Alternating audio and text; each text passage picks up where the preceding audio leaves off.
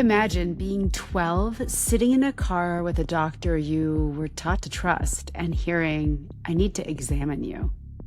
My guest today, Mai Vo, was in that car. What followed shattered her innocence and forged a warrior, a judge, a voice of justice. We're diving into breaking generational trauma, the cost of silence, and how she reclaimed her power.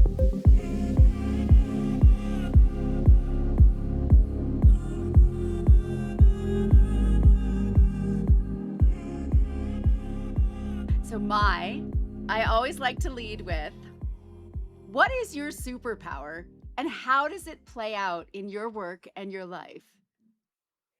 Oh, well, my superpower. I think, as an Asian looking woman in Norway, which is very white Caucasian, I'm kind of used to not fitting in and Hmm. carry myself as myself regardless of that. So there's a part of me who's really good at blending in, even though I look Hmm. very different.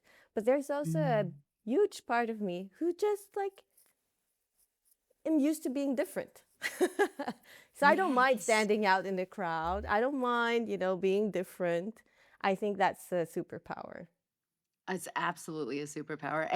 And have you always had that since you were a child? Because you've had that difference. Well, I think, yes, when I was a little child, I didn't think so much about the fact that I look different. And then I started school, and then I realized that everybody else kind of looked different. And then you Mm. get more self conscious, I guess, with age. And then it came to a point where I think I was maybe 14, and a friend of mine just said, you're not kind of normal. Don't ever try to be that. Just be Yes. yourself. Life will be so much easier. And Yes. I think I've just tried to do that more and more. Yeah. And it makes me more happy. To be yourself. Yeah. I bet that passed on to your children. Am I right? Yeah. Yeah, pretty much so. Yeah. The ability to be authentic in your own space, in your own world is so powerful, but it also takes a lot of strength. Knowing your background, do you wanna share a little bit about your history and how you ended up in Norway and the power of your authenticity in this space too? Yeah. So my parents um are originally from Vietnam. And so my father was a police officer in the southern Vietnam. And he was young, and after the war, a lot of people from the south, they were in these free educational camps. So my father was there 5 years after the war. And afterwards, they were together with a lot of other Vietnamese people, boat people. So they were refugees and they left the country. And from what I understand and what I have learned talking to my parents, the reason they left was they wanted freedom. So they were willing to risk their lives and everything, their country, their language, their family, their culture, everything in order to be free. And so they left. And so that's kind of the backdrop of my family. And then they were both people. A lot of people died, but my parents were extremely lucky and they were picked up by a Norwegian oil tanker. And then my parents came, on this boat together with my older brother, who was then 6 years, and my older sister, who was 6 months old. And then they went to these refugee camps. First, they were just admitted to Singapore for 3 months, and then they went to the Philippines for 6 months, and then they came to Norway. And I just think they just decided to go for Norway because that was the boat that kind of saved them. And I am born and raised in Norway, so I came like the same year they came to Norway. So that's kind of my family background. Yeah. And so Norway, does that feel like home? Because home is different for everyone, whereas the roots of where you've come from and then where you have lived. Tell me a little bit about that. I think, um, I've never lived or grown up anywhere else than here in Norway. But I did learn Vietnamese and Norwegian simultaneously. So when children, I think when they are bilingual from start, I just think that you learn to switch. You learn to switch languages and you learn to switch cultures and you learn to kind of switch behavior and then you kind of learn to switch and to adapt. And I think, yeah, that's also like we talked about in the beginning, like a part of my superpower, right? Mhm. So you being Norwegian or not, like for many, many years, I did think that I was only Norwegian. Of course, there were certain things that were different. And as a child, I was aware of that and I knew that. And I just wanted to be kind of like everybody else in one way. And then I also knew instinctively that I'm different. Mm. Um, so I don't know. I think, as a kid, I kind of wanted to be more Norwegian and not so Yeah. much Vietnamese. And then growing with age, I just realized that, and I love the Vietnamese part of me as well. Yeah. So Mm. I'm both. And I just don't think that you can kind of choose. I think a lot of my friends who are Norwegians will say, "You're not so Norwegian at all." you know, when you invite everybody home and it's just like free flow of everything and it's very open, very warm, all these Uh, things. You don't do counts on the kroners that you use, these kind of things. And then I think, when I go to Vietnam, it's like, oh, you're so Norwegian. Like, I don't want to haggle mm. on the prices and I don't want to, yeah. And I also think that, switching between a very individualistic, rights based society and a very community, Mm. collectivistic kind of culture, it's Mm. like that's the multitude of me. Yeah. Yes. And being able to wear different hats in different situations. I bet you since this is the Don't Waste Your Pain podcast, I'm curious how your experience with different cultures um, ignited you, catalyzed you in a space and time where you have shared with me when you were around 12, 13, right? Can you take me back because it's what I know from your experience and within different cultures, uh, there was a moment in time that broke you open and also elevated you. So, can we dive into what happened when you were 12? Yeah. So when I was 12 years old, I was doing like taekwondo, I was playing the violin, I was very active and I've always been. And then one evening I forgot my notes or my taekwondo gear or whatever it was at the bus stop. And then I didn't tell my parents that I was out trying to pick it up because I'd forgotten all this stuff. And I went out bicycling to pick up my things. And then I was stopped by a car. And then I grew up in a society where I have trust in Norwegians and I have trust in people. And with my Asian culture, I certainly have trust with elderly people. And I'm also brought up to be polite and kind and nice with also strangers and have trust in general. And then so this guy stopped me, and this older guy, white hair, looked like a grandfather, and he stopped, and then he drove me, or he asked me for the directions to the train station, and I explained and explained, and then he couldn't figure out where to go, and he said, jump into the car, and you can show me. And then I put my bike in his car and I jumped into the car and he drove me to a place in the middle of nowhere and he raped me with his fingers. And Can I pause uh, you for a second? sure. When you were in the car, when he jumped in the car, did you have a gut sense? So I know there's the cultural piece of knowing that there's an elder and that you should be there. I'm always curious about that wise one within yourself, like that small whisper. Did you have that yet at that age where you felt something might be wrong? It's hard to say now, Mhm. knowing what happened, but Mhm. no, I don't really think so because in general, I'm a very Mhm. um I believe in people. Like my mindset Yes. is that everybody's nice unless Yes. the other way Yes. around is proven. So that's just how Yes. I am. Yes.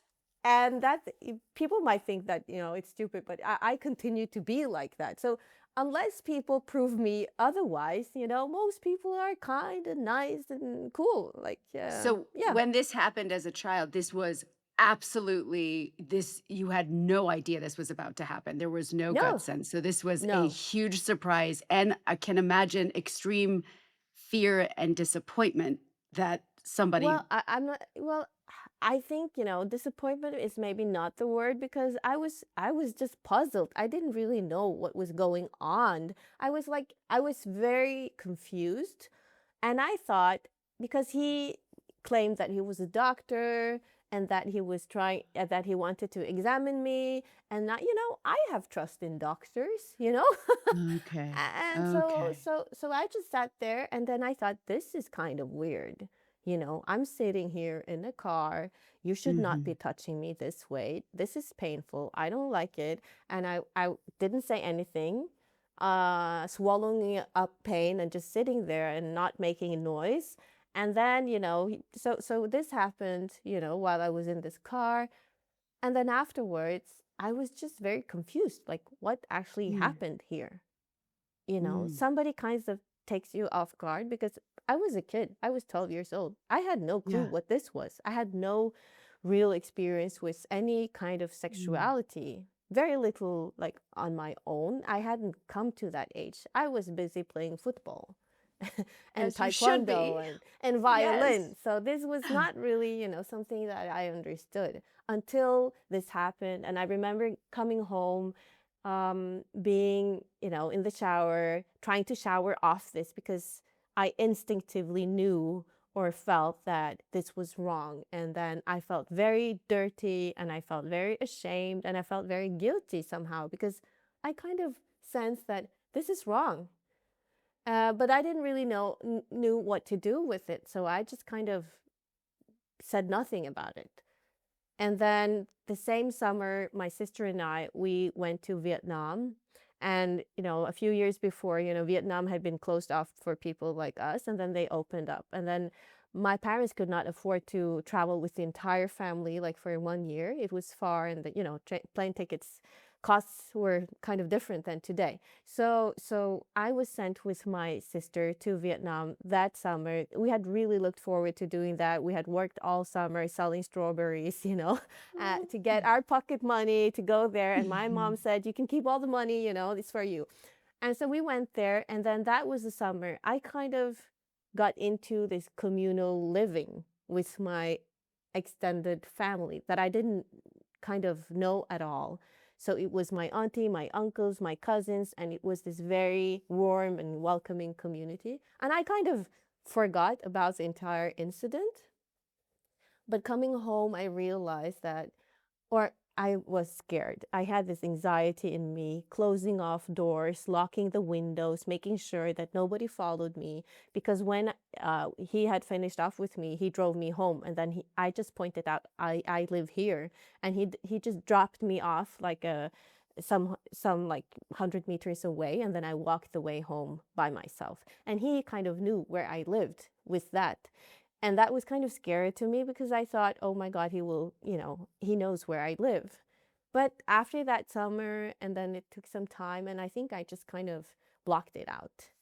But then he tried to find me again the year after, and he called, and he had the nerves to call and to say that he was some sort of, municipality arranger for a concert by children. And then I played the violin, and then so I met up with him, and then I didn't know that it was him until I came to the spot. I recognized the car, and I sat in there first. I recognized the guy when I sat in that car again.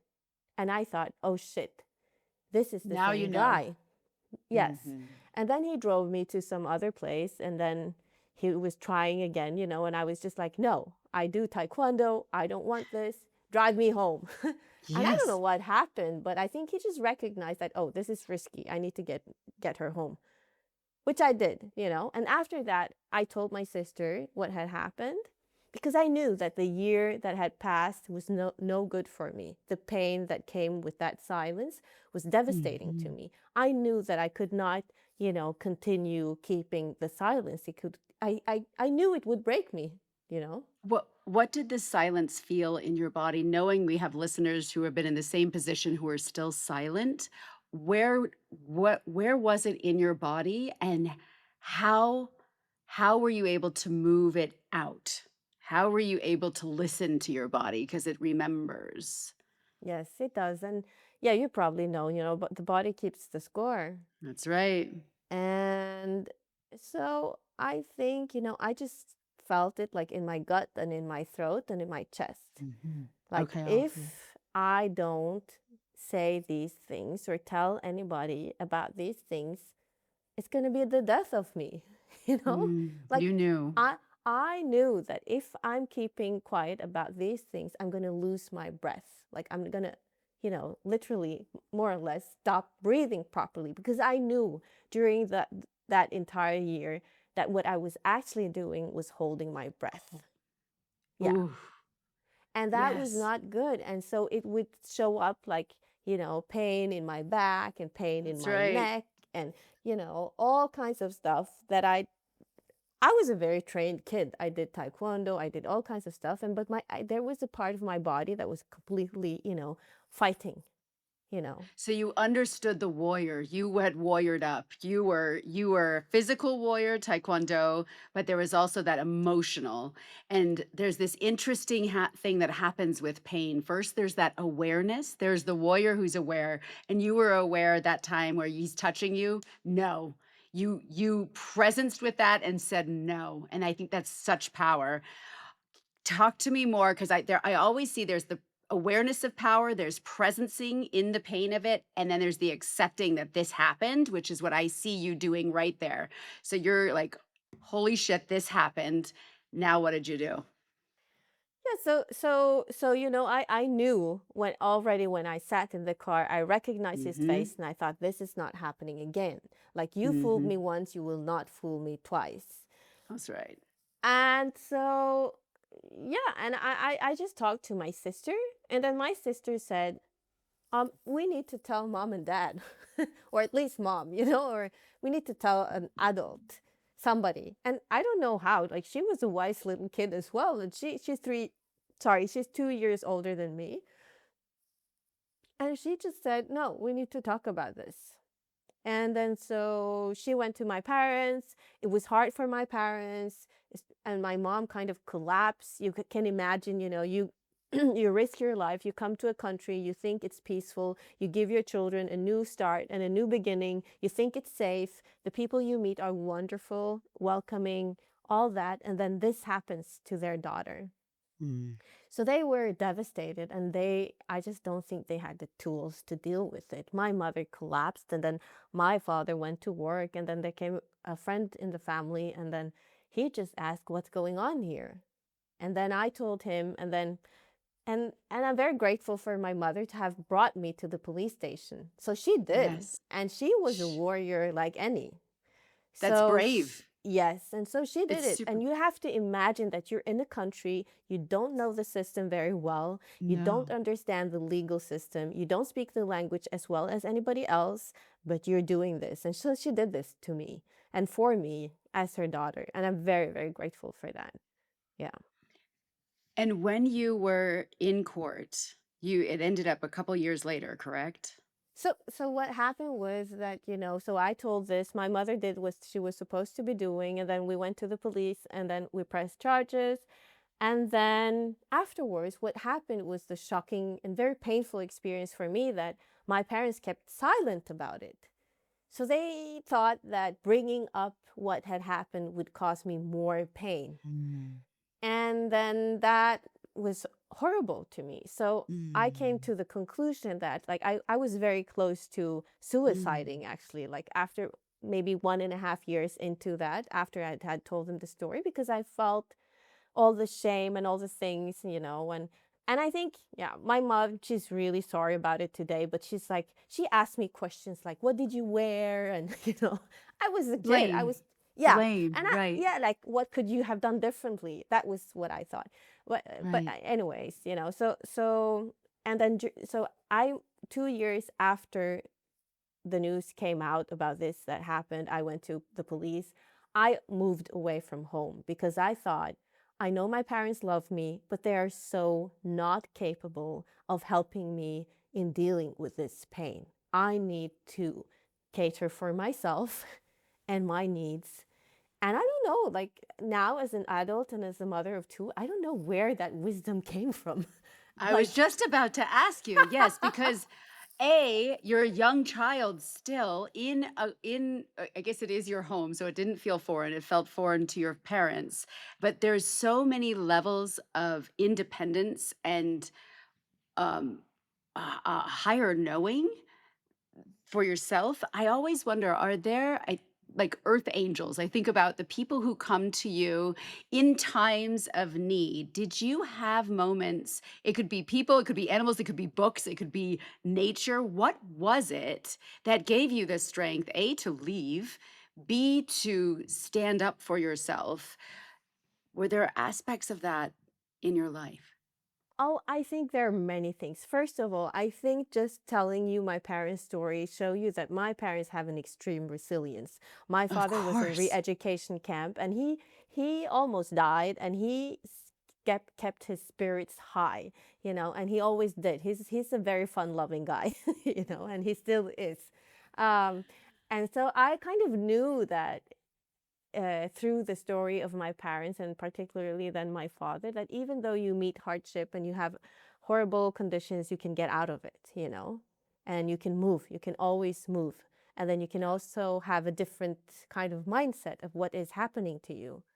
Can I ask you what were there certain moments that your father shared about being in the camps and then Yeah, all the getting time. out? And what was something that inspired you that because obviously genetic, you've got your parents, which were trying to balance coming to a new country. The child has gone into the legal system and they're trying to deal with their own fears and wanting to keep you safe, which may have Yeah, looked like they yeah, weren't wanting to speak about it, which we'll talk more about how that looks too from the child yeah, and the parent standpoint. But what yeah. was it that he taught you through his own pain that also gave you that strength?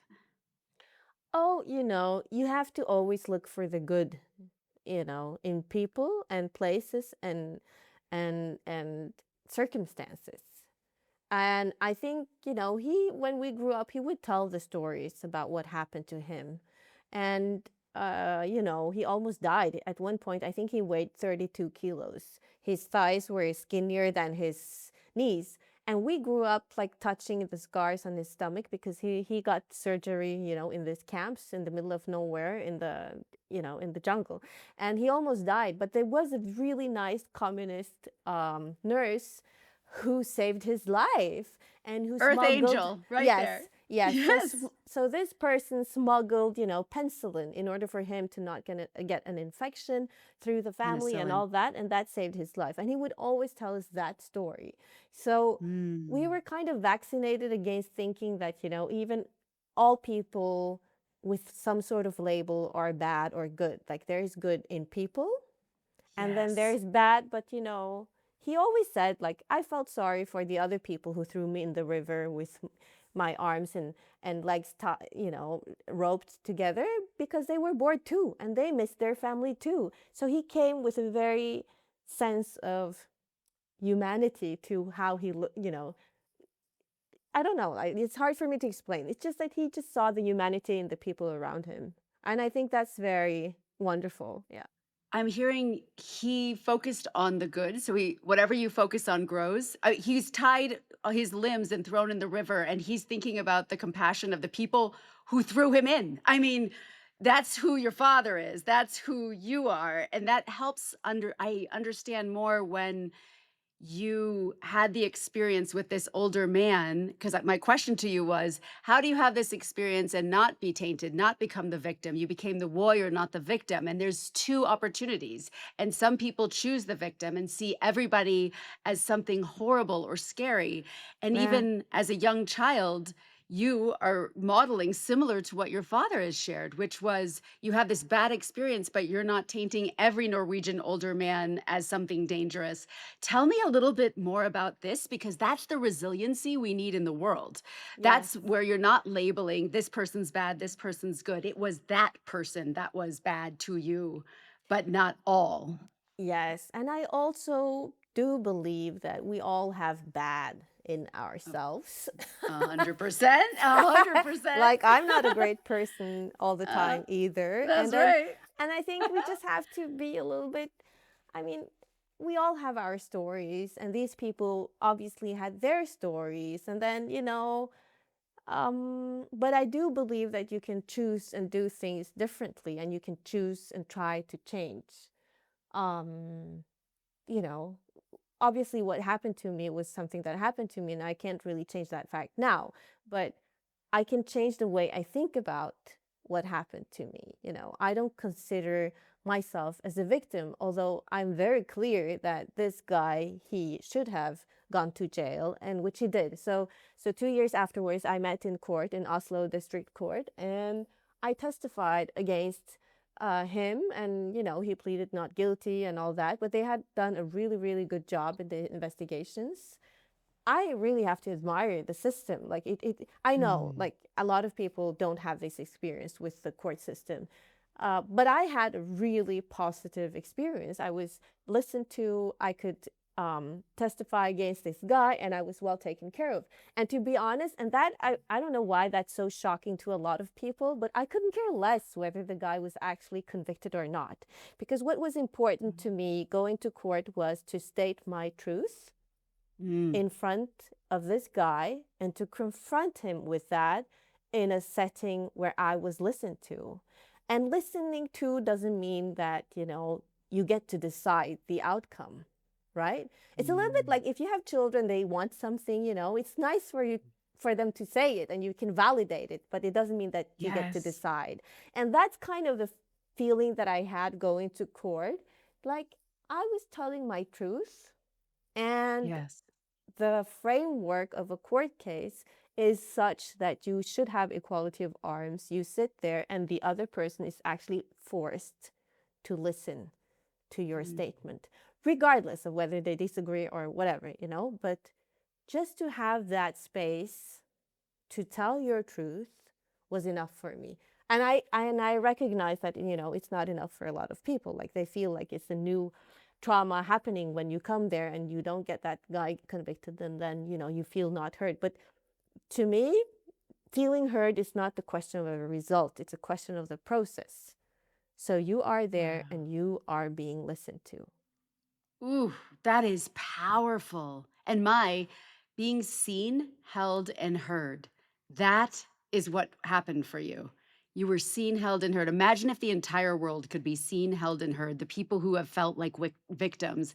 And anyone who's listening to this right now, whether their person was convicted or not, I hope they're hearing how you took the control back and hear that it was that you were seen, you were witnessed. Curious, did you watch the face of his face when you were sharing? I'm wondering how the interaction was with him. And you were 15. You were a teenager. Yeah, I was a teenager, so I was 15 years old, and I was standing in court, and I was just my purpose was to speak to the judges. So in Norway, in the Mm, court of first instance in criminal law cases, you have a legal judge, and then you have two lay judges. That's the normal, setup in a criminal law case. And so I was talking to them. I wasn't really talking to him because okay. that Okay. was not important in a way. Got it. Yeah. Because he did what he did. I knew he had done it, and he kind of knew too because he was there. So Oh, he my knew. Yeah, He so he knew. knew. So it wasn't that interesting for me to talk to him. Like I didn't need to talk to him. Like I needed to talk to the Yes. court.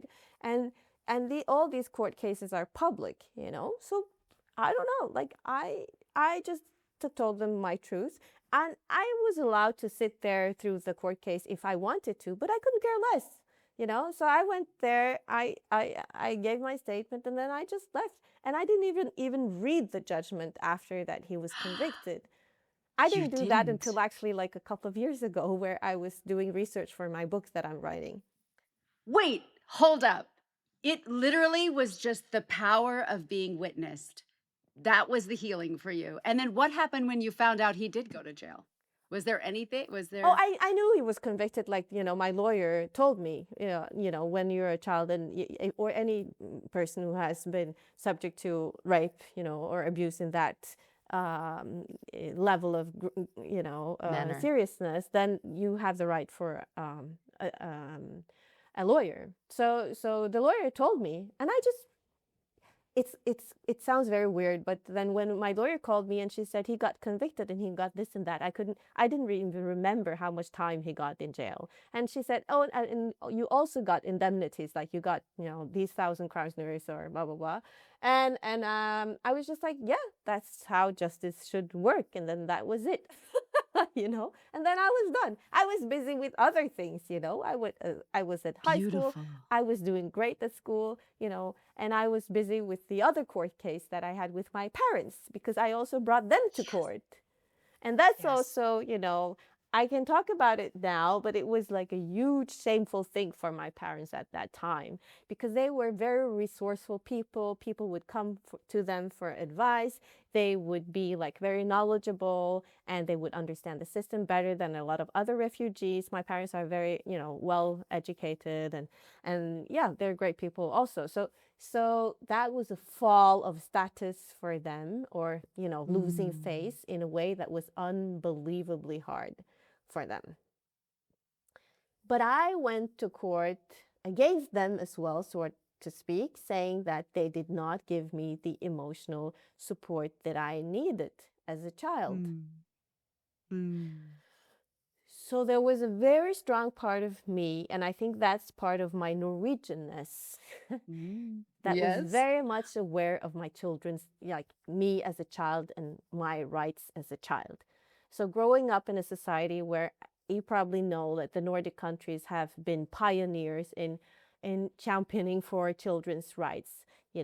You're not allowed to hit children. You're not allowed to, yeah. So this came early in Norway and the Nordic countries and in Sweden, and so I kind of knew, you know, that I needed something else. I didn't get that from my parents. And, my parents, they were not very violent people, at all. And that's kind of weird, considering the fact that my father was 5 years in this re-education camp. And, you know, um, but he did have an anger issue, and he had a lot of temper, right? And he could scare us. And I felt sometimes I was walking on eggshells. And then the year that this, rape happened, my paternal grandfather also died. And so I think they just had way too much on their plate. And so they were not there enough for me in the extent that I needed. So there, your parents had relocated, child was raped, grandpa has died, the father. So seeing through their lens as well as seeing through your lens, how did you all come to see each other in the end? I know it happened more as an adult, correct? Where you could have that conversation. If we're talking to somebody who's in a new country, who's an immigrant, having similar experiences, what would you say through the lens of the adult looking back with you as the child? Oh, I just think that, there are many layers, whether you're an immigrant or not. I just think sometimes, your parents, they give you everything that they can, you know. And Mhm. and this comes back to my view, like, and my values on people, like, and my worldview, that most people do their best. And sometimes they're just not capable of doing more that they're actually doing. And then, uh, if you just can't, then you can't. And then some people will work on it, and try to learn new skills and to give the things that your children need. And some people are not just capable of that. And I think that, my parents gave me everything that they could, really everything. And then I still, at the same time, did not receive what I really, really, really needed as a Mhm. child. So I think Oprah Winfrey talked about this. Like, her mother gave her, her entire cup, but she kind of had a jar. So, She's just even, poor. yeah, so like you poured everything, but mine is still Yes. kind of empty. Tea. And so I think, the story for me was like, okay, I can't wait for you to go and get more in your glass. You poured everything, right? So then I need to go somewhere else to get my stuff. And I did. And I received a lot. And I think that's also part of my, superpowers is that I go out there in trust in other people to give me the things that I need. And I also, I'm open and I for that experience. Talk to me more about that trust. Talk to me more about being 15 on your own. Are you on your own or did you have a foster parents? Talk to me a little bit. How does this look? I mean, 15 is so young. Yeah. Yeah. And Well, also thinking about kids right now, like if somebody is 15, 16, 17, and feeling something similar to you, you have that superpower. How did how did that work for you? I think, I was really lucky coming to Norway and I had really great people surrounding our family.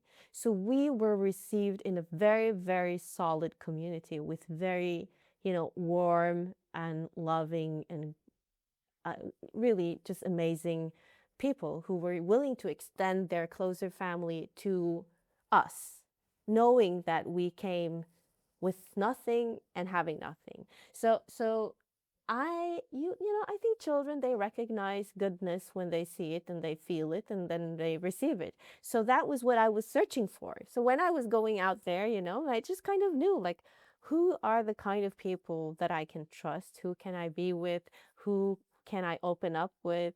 And so because I already had that experience, and that's kind of, it's unfair to the people who have never had that experience. But if this is why, I think there's always a lot of stories about that one teacher who saw you or that one person, Yes. and then Yes. You had a that's, community. yes, You I had a had a community. community of people who were there for us and who saw us and who were willing to see us and give us the things that we needed and that my parents lacked. So I think, look for those great people. They are there. They are always there. And I had these great people. Like I had a lady in my parents' church, she was like a former midwife and a nurse, and she was a powerful woman. She was there, for me all the time. And then her son, and then, yeah. And also my godparents, they, even if I, broke contact with my parents for actually 8 years, um, Wow. I was a tough nail. Like I told my parents, like, You're if like, you, this is yeah, it. yeah, if you cannot admit that you did anything wrong, then get off. Like, I'm not gonna talk to you unless you recognize that you also did something wrong. Like, if I'm the one to blame all the time, okay, well, whatever, then I can't talk to you. And they kind of needed that time, you know? Do you believe your children are your teachers? Yeah, Do you believe totally. that? I Yeah, feel like, yes, right? And there you totally. are stepping Yeah, up yeah, and they showed up. It sounds like they showed up. they did. I do need to hear the full circle because I Yeah, picture you, this yeah. 15-year-old in the court, and it doesn't matter what they said. You were in front of the judge, and Yeah, you're that's it. I'm done. yeah, Moving on. You yeah, got witnessed. You've been yeah, witnessed. You've been yeah, seen, held, and yeah, heard. Next. yeah, Then tell us yeah, full circle yeah, as you become a yeah. judge Yeah, because yeah, it's yeah. so So, good. so this is funny. Like, so basically, after I finished high school, I decided to study law. And then, this was before my parents contacted me again. And then I studied law and I really loved it. And I thought this has been like a life-changing event for me. Like, so then, and then, I finished law school. I worked for this international law firm. I actually went to Singapore where my parents were refugees the first time. And at that time, my parents actually came to Singapore to visit me. And we went to the former, refugee camp that they had been to the first time with a colleague of mine. So that was amazing. That was an amazing experience. And Wait, then hold up. I want to hear about that. So you are at the refugee camp, the first place they went before they went to Norway. And is this when, to after 8 years of not talking to them, and then you're coming full circle? no, like I think I think maybe it was like 2 or 3 years before that, they called and my father called and he said, "I'm so sorry, you know, we were too authoritarian with you, we were too harsh, we were fighting too much, we were in too much concern of material things and surviving in this new country. We're sorry, we really love you." And I was just like, I Mm. always knew you loved me, you know? Mm. So, Yes. but the way you did love me wasn't really what I needed. So yeah, and that was it. Like, I don't keep any, resentment towards my parents for that. I knew they kind of did their best. And then, so, yeah, and then I started my first work, and then I was sent to Singapore for this Norwegian law firm. And then they came to visit me, and then yeah, we went to this refugee camp that is now a labor kind of camp for, I don't know, South Indians or whatever. But we went there, and that was a really strong experience. Um, and then so that felt like a full circle moment. And then I came back, and then I thought, I'm not sure I want to do contract law and public private partnership and finance and all that. So I decided I think I need to work with people. And then I applied for a job as a deputy judge.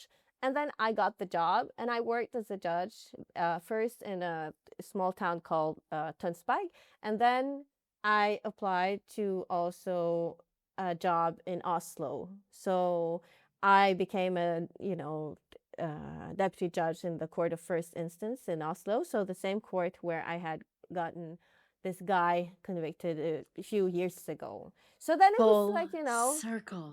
I was back there, but being a judge. Yeah. So, what does that little girl feel like sitting there as a judge? And did you have, first, I'll stop with that. What does that feel like, full circle? There had to be that moment.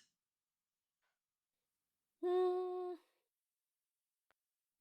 I don't know. I was sitting there and to be honest, I didn't think too much about my own experience of having witnessed in court. I was more concerned with the fact that I wanted to be a fair and good judge and be Mm. giving back what I had received in court. Because the judge who administrated my case, he was a really great judge. I've never told him, but he sits today in the Court of Appeal, and I just remember that I thought I felt really listened to. So I think one of the best compliments that I've ever gotten, like in my professional life, was when one of the guys who was, on the bench came up and he's like, "Thank you so much for listening to me." And no, I've never been heard this way. I put him in jail nevertheless because he was really, guilty for some whatever crime, whatever. But petty crime and or narcotics, or I don't remember. Like, yeah, and I just remember, like, you can put people in jail and you can have boundaries, but you can do it in a compassionate way. Wow, that is Yeah. so powerful. You were sitting as the judge. You were not thinking about yourself when you were 12, No. 15. You were thinking about how you were listened to, and then you're giving that gift. And a man thanks you, even though you put him in jail because Yeah, you it listened is. so beautifully. That, that is power. That is the power of being seen, held, and heard. Wow. Wow. And it didn't change the fact that I put him to jail, but maybe it changed something in the way he looked at himself for actually being listened to. And I think that's Yes. important. Yeah. Yes. Yes. Having worked with people in prison, there is such a power of being seen, held, and heard. And what happens when you are seen, held, and heard, even if you are convicted, because that can shift. You're giving the seeds of hope, actually, if they've never experienced that before. Yeah, of course, like in court, there are frameworks, but I always let people maybe talk more than I should. But, we've had a few very serious court cases in Norway where people have been surprised with the fact that we just let these, criminals speak. And I think we're all humans at the end of the day, you know?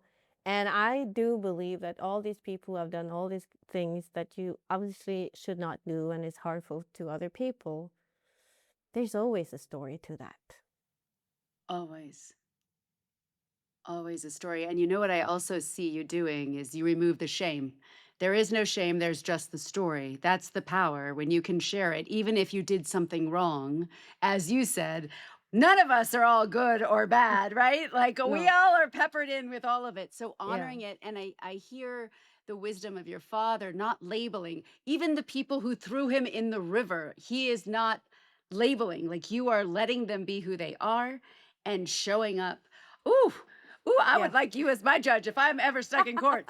Oh my Yeah. goodness. Yeah. I'm not in I court I anymore though. Yeah, because I That's moved on to correct. do a lot of other You've things. moved But yeah, on. yeah. In fact, share a little bit about what you're doing now because it also feels like that full circle, don't waste your pain in the experience you had when you were a child. What are you Mm. doing now, right now in your space?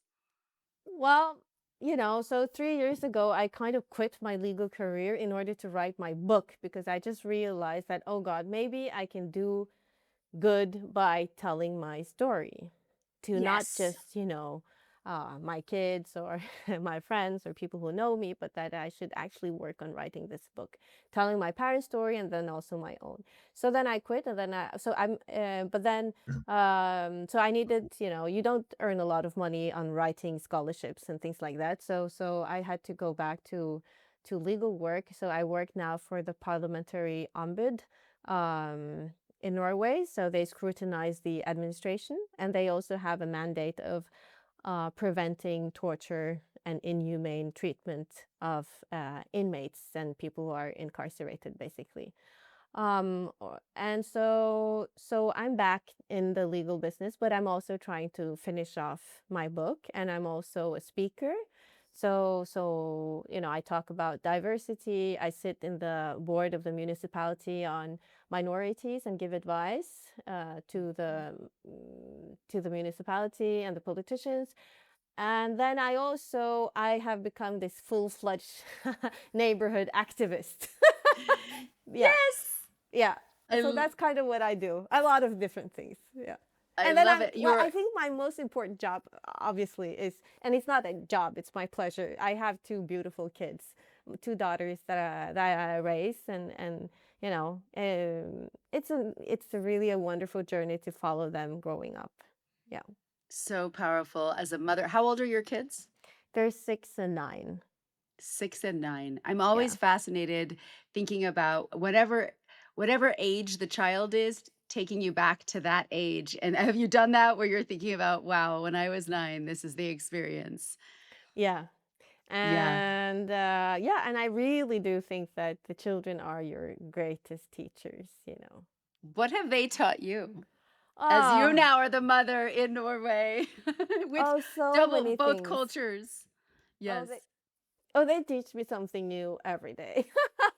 Like, as I said, I think I have much more compassion for like my parents today. Yes, Also, I bet. yeah, I because bet. like it's hard to parent. Nobody tells you how to do Mhm. it, and then you just do the best that you can. And then I am trying to avoid doing the kind of, what to say, mistakes that my parents did. And there are things like, you have to choose your battles, and then you see the parts of you that are not healed in the way your children are with you. And then you're just like, yeah, you really need to work with that. I think, yeah. And my youngest daughter, she's very playful and she's very cozy. And she does her thing, which is kind of funny. And then my oldest daughter, you know, she's this fiercey little lady. And The cuddler she and the fierce. yeah. Yes. And she, can be kind of sassy, a little bit like her mom, I suppose. Yes, I Uh, see. so I kind of want her to become this very strong, independent woman who's capable of taking care of herself and also to be cared for and all these things. But I'm not so happy when that like hits me in the face, you know? Yes. Like, Yes, your mirror. yes, like, Mom, you said that we were supposed to do this and that, and then, we do something completely different. Like, that's disappointing. And I'm just like, yeah, you're right. I'm so sorry, but sometimes life changes, It's Yeah. disappointing at times. I'm curious how you balance the different cultures. So, the Vietnamese culture, and Yeah. then being in Norway, how do you and ancestors, how are you doing that as mom of your 2 children? Like, knowing what you know from your experience with Oh. your parents.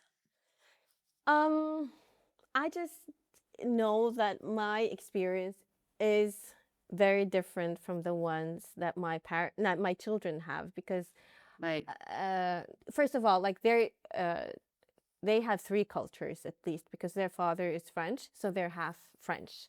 And that comes also with the French culture. And then it's the Vietnamese culture. And I think, what I really want to give them, like from the Vietnamese culture, is, or from my family's culture, because also Vietnamese culture can be very different. But I want to give them this sense of being very relaxed with their bodies, you know? mm, Like mhm. in Vietnam, nobody cares if you know, if your body makes noises. It's Right, burp, okay. fart, Yeah, whatever, yes. whatever. That's normal. And I just That's try to right. teach them that, like it's normal to have a body. It's okay. And I grew up with this very warmth surrounding meals, good food. Like food is almost like religion in Vietnam. So I try to gather them in that kind of communal thing where we invite friends home, we have good food, we eat together. That's sacred in my family. Like we have dinners together, either just the three of us, or or with friends. But that's kind of a holy ground. We don't have phones by the table. That's where we enjoy, and then it's also, I think, arts and the physical and tactile part of you. That's how you can give culture in a very, easy way. Food is something that you can recognize. You can have a fresh Vietnamese baguette or fresh pho, and then that will stay in their nervous No. system. And the Yeah, even smell, the yeah, and the scent, senses, yes, yes. And home. then, yes, and home for me is also something that I find very beautiful. Like my mother and her mother again would give like these foot massages.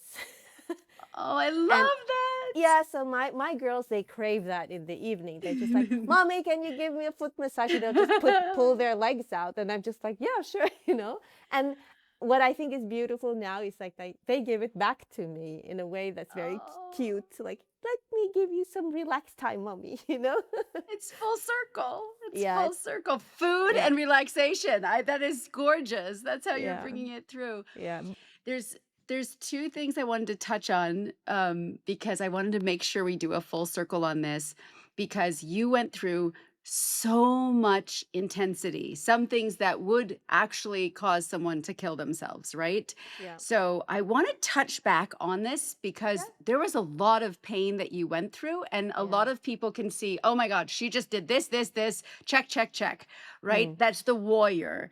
And yeah, every warrior I have met yeah, who understands pain has to go through the pain, the tears, the anger in order to get to where you're at. yeah, So I'm wondering, in the place where you attempted suicide, yeah, talk to us. How old were you? Because there are people listening who mm, might be in this space. yeah. So, where were you at? How did you feel in that moment? And then, how did you move to step away from that? What was your guiding light? So I think the first time, well, was probably when I was 12, where I realized that, I was so filled with shame, and I was so filled with the silence and anxiety, and it was just a huge black hole, when the darkness kind of completely eats you up inside. And you think that it's going to be dead and winter forever, and then you kind of forget that there's a spring coming. And then I think and it's not just once, but several times that this has happened to me. And sometimes I have to admit, sometimes I can still feel like, the darkness kind of coming, like Yeah. to get me. And I just know that, um, so most people who get depressed, they would most likely isolate themselves, which is natural. But I think, trying to reach out and to call your emergency people. And I'm very blessed with very, very good friends. And I also have very, very wonderful siblings, who are my soul friends as well, even though we are extremely different. Um, so, you know, I think, if I were to say something, I think during the worst periods of my life, I've always been so lucky to, first of all, be smart enough to reach out, Yes. knowing that I can't do this alone. Yes. And secondly, to have these people be there for me. So reaching out is not a sign of weakness. Reaching out is a sign of bravery. Mm. And I think that's so important because we all need people. No baby would ever survive without anybody. They die. So They we're did. social species and we're supposed to carry each other, you know? So if somebody's falling, you can stand. And next time, if they're falling, you know, uh, or you're falling, they can be there for you. So I think it's just like community is this thing where somebody has something that you just don't have at that moment, and it can shift and it can change. But I'm Yeah. really, really lucky and blessed with beautiful people and friends and family around me. Yeah. To ask. And it sounds like during the time when the cost of keeping silent was too much, you were feeling it. The importance is hearing it, feeling it in your body, your throat, feeling as though you can't breathe, the ache in your body. And Mm, then it got so much where you were able to reach out to someone. mm. And sometimes when people have been warriors so much, people don't even reach out to you because you're the strong one. Do you feel like that sometimes? But Yeah, did and I any of them reach out to you, or did you had to do the reach out? I'm just oh curious. oh well, yeah, I think, the strongest people can also be the most vulnerable people. So you have to kind of honor that yin and yang side of yourself.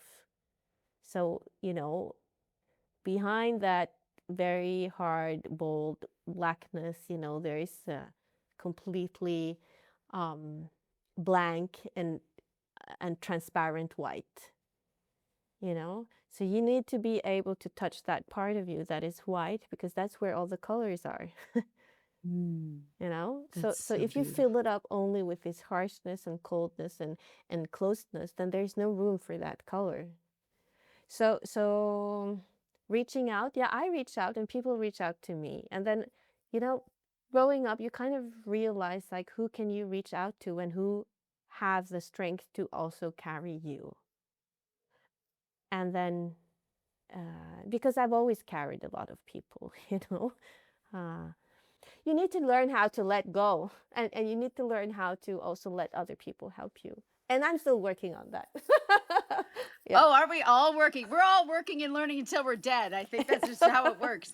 Yeah. And the power of let go, you did that. You did that with the rape and the court case. You said it, you were witnessed, you let it go, you moved forward, and then you held the space as a judge, and then you're holding the space as the community member. And I truly believe that light moves through transparent vessels, and that's what you are. So that light, that vulnerability shows through you and allows others to do the same. I know that you have had a really powerful moments with some wise Buddhist monks Yes. Yes. recently. And I Yes. think it would be beautiful to close on some of the beautiful wisdom that you have learned from those Buddhist monks. Those Yes. So basically, I've never been so interested in my roots until I started this writing projects of mine. And then, so there was a peace activist and a Zen master who's called Thich Nhat Hanh. And I think in the US or everywhere in the world, he's just called Thai, which means teacher. and he created this practitioner centers in France, and also in the US and in Germany and around the world. But so I went there on a retreat with other Vietnamese people who have grown up in the West, and I asked the monks one of the questions on, like, how do I find balance? I feel like I'm doing a lot, and sometimes I feel like, it is this very colonized part of me who believe in the worldview that you have to produce and you have to do in order to prove yourself or to be or to have any value. And so the answer was extremely wise. So what the Buddhist monk said was, and this is not Thich Nhat Hanh, but one of his, you know, Disciples. this, yeah. So he said, so there are four things. One is meditation and introspection, basically, and the other thing that you need to have is also play. There needs to be a place in your life of play. And then there needs to be a place in your life of work. And then there needs to be a place in your life for rest. Mhm. So and finding balance is hard work. So between the meditation and the introspection, the play, and the work and the and the rest, I think in the West we have forgotten how to rest. And Yes. sometimes, if you don't know how to rest, it's really, really, really difficult to also play. So, what my children are Yes. teaching me is basically that, like, you need to play more. And if you want to Yes. have enough energy to actually play, you need to rest. Otherwise, there's no play. You can't just work, 100%. work, work. And then there's this spiritual side of me that understand now that, yeah, you need time for reflection. Yeah. Mm. So have And to when carve out all that. I love that, and children are such good teachers on play. Yes. That is so important, and your father Yeah. he sounds like he was someone who plays, and that playing is part of your world, let go is part of your world, seeing, listening, Mm, hearing people is your work, it's your magic, it's your medicine. mm. I absolutely have loved talking with you.